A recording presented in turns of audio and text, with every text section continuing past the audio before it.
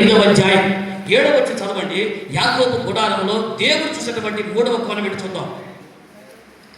ఆదికాండం 28వ అధ్యాయం 7వ వచనం. యాకోబు తన తల్లిదండ్రుల మాట విని. థ్యాంక్ యూ తమ్ముడు. ఒకసారి మీ తరణ పైకి ఎత్తుకోనండి. మీరు ఏమనుకుంటే నేను మాట అడుగుదాం అనుకుంటాను. ఏమని అనుకున్నా కానీ అడుగుతున్నాను. సిగ్గా శరమ సేవలకు వచ్చిన కంటే వదిలేశారు కదా. మీరు అనుకుని అడుగుతాను, అనుకోకుండా అడుగుతారు. కానీ ఇప్పుడు మీరు అందరి దగ్గర బైబిల్ ఉంది కదండి, చదవనటువంటి అందరూ ఏమనుకోకుండా ఆ అధ్యాయాన్ని అందరూ తీసి పెట్టండి. ఆదికాండం 28వ అధ్యాయాన్ని తీసి అదే వచనాన్ని చిన్న పెద్ద ముసలిని తేరతమ్మి లేకుండా, ఆడోడు మగల తేరతమ్మి లేకుండా, వినేవాడు బోధించేవాడు తారతమ్మి లేకుండా మీకు చెప్పి నేను కూడా, ఎందుకంటే ఊరందరూ నీతో చెప్పి నేను బోధులు పడకూడదుగా, అందుకని మీకు చెప్పి నేను కూడా అందరూ కలిసి ఆ వచనాన్ని చదువుతాం. సరేనా? చదివితే ఒక అద్భుతమైన మాట దేవుడు మనతో మాట్లాడతాడు. స్టార్ట్ చేయండి, అందరూ తీసేయండి. అదే మాట ఇప్పుడు అందరూ చదవండి. 1 2 3 స్టార్ట్. చదవండి. యాకోబు తన తల్లిదండ్రుల మాట విని. ఇప్పుడు తన పైకి ఎత్తుకోండి, చెప్పండి. ఇప్పుడు ఏమన్నాడండి? యాకోబు తన తల్లిదండ్రుల మాట విని అన్నాడు కదండి. ఇప్పుడు మీరు అన్నారు, ఏంటి బాబా ఆ రకంగా ఈయన ఏం చెప్తున్నావు? ఈ తల్లిదండ్రుల మాట ఎంతమంది విన్నవాళ్ళు లేరు అని అడగాలనుకున్నారు. మైక్ లేదు కాబట్టి వెళ్ళకుండా కూర్చున్నారు. ఇప్పుడు ఆ మాట జాగ్రత్త గమనించండి. యాకోబు తన తల్లిదండ్రుల మాట విని అని చెప్పే సమయానికి యాకోబు వయసు ఎంత చెప్పండి అన్నయ్య? చెప్పండి అన్న. 71 సంవత్సరాలు. గుర్తుపెట్టుకోండి. ఒంటి మీదకి 71 ఏళ్ళ వయసు వచ్చినప్పుడు అమ్మా నాన్న మాటని ఒక్కడిని చూపించండి. మైకాడ పెట్టి వెళ్తాయి. ఇప్పుడు తల్లి ఒంటి మీద 71 సంవత్సరాలు, 130 సంవత్సరాలు తండ్రి, కళ్ళు కూడా సరి కనబడవు. అలాంటి తండ్రి మాట్లాడుతుంటే ఒక్క మాట ఎదురు చెప్పకుండా నానా నానా అమ్మా ఉంటారండి. ఒంటి మీద 71 ఏళ్ళ వయసు వచ్చిన అమ్మా నాన్న మాట వింటేటువంటి యాకోబు గుడారం. ఇప్పుడు మనం చెప్పండి, పట్టుకొని మనకు అంత అవసరంలా. కాక 10th క్లాస్ చదివేమంటే మాటంట, కాదు బీటెక్ చదివే మాటంట. అసలు ఎవరు 10 ఏళ్ళు ఉద్యోగం ఉంటే చాలు. అయ్యా యేసుప్రభు నమ్మకం. ఇదిగో పాస్టర్ గారు మాకు దేవుడు ఇక్కడ ఉన్నాడండి. మరి మాకే ఏడు ఉన్నాడు, మాకు ఏడే ఉన్నాడుగా. అసలు వాక్యం చెప్తే ఏది 10 ఏళ్ళ ఉద్యోగానికి అసలు 6 ఎకరాల పొలం ఉందంటే రమ్మను రమ్మను. ఏంటి 6 ఎకరాల పొలానికి అసలు మాట అంటావా అండి? 6 ఎకరాల పొలం ఉంటే మాట అంటావా? ఏమండి ఇప్పుడు 10 ఏళ్ళు ఉద్యోగం ఉంటే మాటను, 6 ఎకరాల పొలం ఉంటే మాటను, కాదు చదువుకునే అంటే అమ్మ నాన్న మాట అంటావండి. ఎందుకంటే వాళ్ళకంటే మనకి ఎక్కువ తిరుగుతారు. నేను బేకంటే ఎక్కువ చదువుకున్నాను. సేవకు కొంతమందికి అట్లా బాగా చదువుకున్నారంటే చాలండి. సేవకు చెప్పే మాట కూడా ఇట్లా ఇవాళ రేపు ఇంకా అసలు మాట అంటే కష్టమైపోయింది. మన వ్యాపారం కదండి, మా సొంతూరు అక్కడ మా సేవకులందరూ ఒక రోజు సంఘ పెద్దలు పండగ కోసం మీటింగ్ వేశారండి. అబ్బాయి కానుకలు ఎలా కలెక్ట్ చేయాలి, ఎంత కానుక వేయాలి పండగ అని చెప్పి కలెక్ట్ చేస్తున్నారండి. వాళ్ళు పక్క కలెక్ట్ చేసుకునే మీటింగ్ పెట్టుకుంటే ఈ మధ్యలో కొడుకు పరిచయం మొదలు పెట్టాడండి. మా ఊరు మధ్యలోకి వచ్చి కర్ర ఒకటి తిప్పి యావారంలో మగాడెవడన్నా ఉంటే ఈ కర్ర మీద ఖాళీ అని అంటాడండి. ఇప్పుడు అంత అవసరమే వచ్చింది చెప్పండి. ఒరే వీళ్ళు అన్నారు మాకు 3 పనులు ఉండేరా, మేము మాట్లాడుకున్నాడు. లేరా లేరా మగాడెవడో యావారంలో అన్నాడండి. ఇప్పుడు అంత అవసరం ఏంటిరా బాబు, నువ్వు దండం పెడతావు, మాకు 3 పనులు ఉండేరా, నువ్వు వెళ్ళరంటే అస్సలు మాట్లాడలేదండి. ఇక రమ్మను రమ్మని యావాలో మగవాడు ఉంటే రమ్మని కేకలేస్తాడండి. ఎవరికి అవసరం చెప్పండి? ఊరంతా తుడితే ఏమైపోతాడు? కానీ ఎందుకు అంతా మనోడే కదా మెలకుని వదిలేస్తాండి, రమ్మని కేకలేస్తాడండి. కరెక్ట్గా 1/2 గంట సేపు చూశారండి. చూసి ఎంతసేపు ఊపి పడతా చెప్పండి. కరెక్ట్గా 10 గంట తర్వాత మా ఊళ్ళో సరైన మగాడు ఒకటి వచ్చాడండి. ఎవరో తెలుసండి? వాళ్ళ ఆవిడే. వచ్చింది. ఓరి బాబు మగోడు పిల్లలకు ఫీజు కట్ట కొంప పంపించారు అందండి. అయ్యా కొత్త గాలి నుంచి అబ్బాయి కరపేసి వెళ్ళిపోతానండి. ఇప్పుడు చెప్పండి మనదంతా ఎవరు రావాలా? మగోడ ఉంటారు అమ్మన్నా, ఇదంతా మగోడు రావాలా? ఎవరా కాదమ్మా, కట్టుకున్న భార్య కళ్ళ తెరిచితే చలి జరం. నేనని పెద్ద సూటు బూటు కారు వేసుకొచ్చి అని వాక్యం చెబుతున్నా. ఇంటికి వెళ్తే గోంగూర కట్టలు ఎత్తుకెళ్ళద్దు. ఎవడు ఇక్కడ వచ్చి సూటు బూటు అయ్యో పాస్టర్ గారే అనుకుంటారు. ఇంటికి వెళ్తే అట్లకి కట్టుకొని గోంగూర కట్ట కోడుకులు ఎత్తుకెళ్ళాలి. అర్థమైందండి? అద్భుతాలు మాట చెబుతారు, మనసులో పెట్టుకోండి. అమ్మ అమ్మా మేము మగాడు అంటే పెద్ద కేకలు వేయాలి, తడిపేయాలి, అమ్మని కేకలు వేయాలి.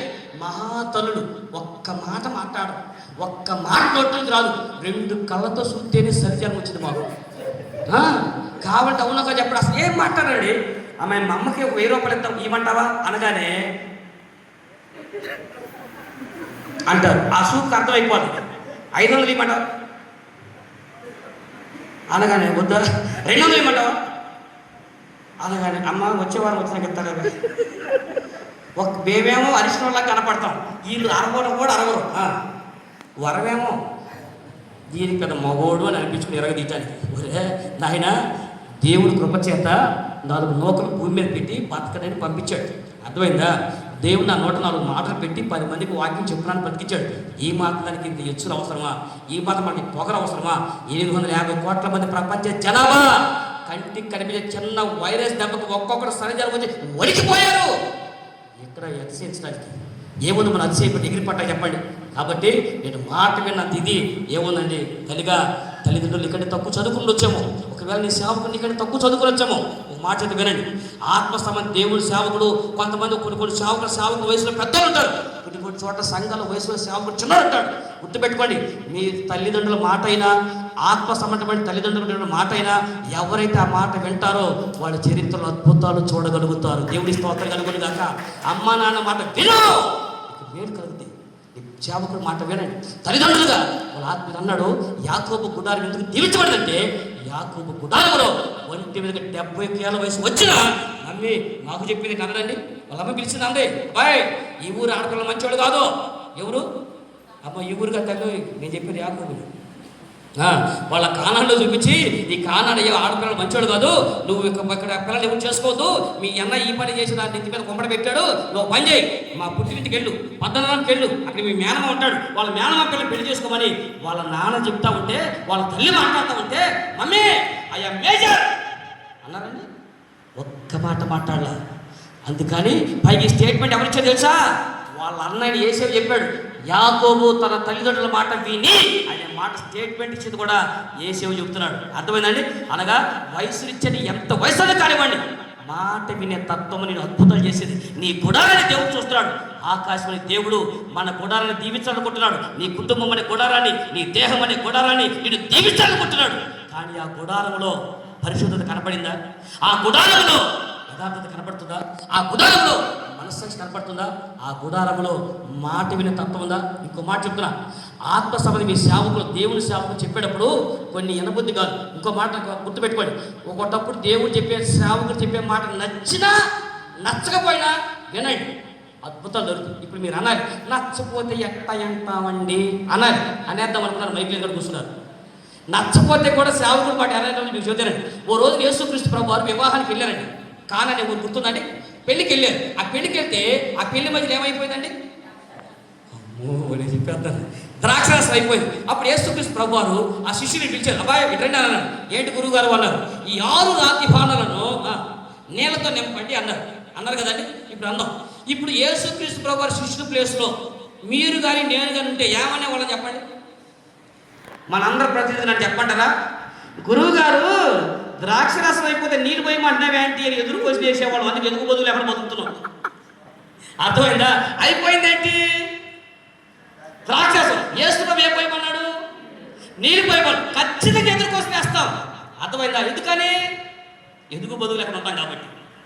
అంతకుముందు ఏ అద్భుతాలు చేయలేదు. మొదటి సూచక్రియ రాసింది అక్కడ. ఫస్ట్ టైం శిష్యులు అంతకుముందు ఏ సూచక్రియ చూడాల, ఇదే చూశారు. అంటే వాళ్ళకి తెలిసినా తెలియకపోయినా అర్థమైనా అర్థం కాకపోయినా యేసు ప్రభు ఏది చెబితే అది చేసి, అదే మనం కనుక అమ్మా ఆడ కొంచెం తలుపెట్టి జరుపమ్మా అని కేకేసామనుకో, ఎందుకు బాగానే ఉంది, సరిపోయింది అయ్యా నువ్వు చెప్పాలి తలుపులు జరపాలంట. ఎనవే అస్సలు ఎనవే. అమ్మ మొదట వచ్చినటువంటి వాళ్ళు ముందు జరిగి కూర్చోండి అమ్మ, వెనకొచ్చి ఇబ్బంది ఏమైనా జరుగుతారమ్మా, జరగండి అమ్మ అని కోట మొదలైన కానీ పాస్గా చెప్తానే ఉంటారు. రెండమ్మ అనగానే రెండమ్మ జరిగారు, అక్కడే ఉన్నారు. టాలెంట్ అని చూడండి, కావాలంటే మీరు జరగమన్నట్టే జరిగారు కానీ ఎక్కడో అక్కడే ఉన్నారు. అద్భుతం, మరి ఎవరికి శాత కాదు. అసలు మాట ఎంట మన ఎంట వంట లేదు. మన ఇంటి అవ్వమ్మ కూడా అర్థమైందక్కయ్య. వినండి, చిన్నోళ్ళైనా పెద్దోళ్ళైనా ఆత్మ సమ తల్లిదండ్రులు సేవకులు చెప్పే మాట వినో. దేవుడు యేసు ప్రభు చెప్పిన మాట వాళ్ళకి ఏం అర్థం కాల, అయినా నచ్చినా నచ్చపోయినా యేసు ప్రభు చెప్పినట్టు చేశారు కాబట్టి గోషిగుడ్డలు పెట్టుకునేవాళ్ళు, నీచుకొప్ప కొట్టేవాళ్ళు, బలహీనులు తన హీనులే భూమిని తలకిందులు చేసి అపోస్తులు అయిపోయారు. దేవుడు భూమిని తలకిందులు చేశారు. దేవుడు మాట వినండి. కాబట్టి మాట వింటే శ్రేష్టపడింది. 3 విషయాలు చెప్పారు. అప్పుడే కార్యక్రమం స్టార్ట్. యాకోబు గుడారంలో ఏముందండి? ఒకటి కోపం మొదటి నుంచి చెబుతాం మళ్ళీ. యాకోబు గుడారం దేవుడు ఏం చూశాడు? మనస్సాక్షి చూశాడు. అనగా మంచి ఏదో చూడమ్మా, ఇది చేస్తే నా తండ్రి దృష్టికి వంచుకుంటూ అవుతానన్నాడు. అంటే మనస్సాక్షితో బతుకుతున్నాడు. రెండవది పరిశుద్ధుడిగా బతికాడు. మూడవది తల్లిదండ్రుల వయసు ఎంత వయసు వచ్చినా 71 ఏళ్ళ వయసు వచ్చినా అమ్మ నాన్న మాట వింటున్నాడు. ఈ రాత్రి తల్లి వయసు ఇచ్చే పెద్దవాడు నీతో మాట్లాడుతుంటే, కనీసం అత్తగారు మాట్లాడుతుంటే, భర్తగారు మాట్లాడుతుంటే ఈయనే మనసు ఉందా? కన్న తల్లి మాట్లాడుతుంటే ఇదే మనసు ఉందా? అమ్మ ఒక మాట, అమ్మాయి అమ్మాయి ఏంటి ఏంటి కూర్చున్నావా మొదటి తిన్నా ఏంటంటే అమ్మ అమ్మని అస్సలు మాట్లాడమండి. ఎందుకంటే తల్లిదండ్రులు మాట్లాడటం మనకు కష్టమైందండి. మరి దేహాన్ని మనం పుట్టిన కాటికి వేపుకున్నాం కదండి. మీకు వచ్చి వాక్యం వినగానే పుట్టిన కాటి నేను సంపాదించుకుని వేసుకున్నానండి. నా తల్లి నెత్తి మీద మూటేసుకుని చేపలు అమ్మిందో కూరగాయలు అమ్మిందో ఊరు తిరిగి కూరగాయలు అమ్మి చేపలు అమ్మి 6 పిల్లలను పోషిస్తే ఎద్దులాగా పెరిగాడు. తయారయ్యామండి. ఆ తల్లి మాట్లాడుతుంటే, ఆ తండ్రి మాట్లాడుతుంటే కనీసం మాట మీద అనిపించలేదంటే ఈరోజు మన ఈ దేశం ఎంత ఎత్తు రావచ్చు తల్లి, అన్నను ఎంత స్థితిలోకి రావచ్చు. కానీ మాట వినే తత్వం ఉందే.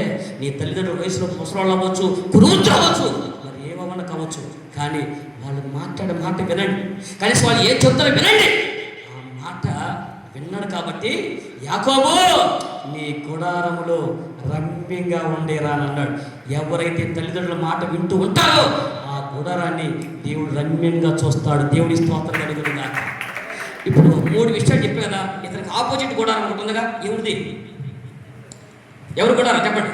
ఏసేపు గుడారం. అవును కదా. ఇప్పుడు ఈ ఏసేపు గుడారం వచ్చా 3 విషయాలు నేను టకటకి ఇస్తాను, మీరు జాగ్రత్తగా క్యాచ్ చేసేయండి. నెంబర్ 1, ఇతని గుడారంలో ఏమున్నాయో 3 విషయాలు కదండి. మొదటి విషయము చదవండి, ఆదికాండం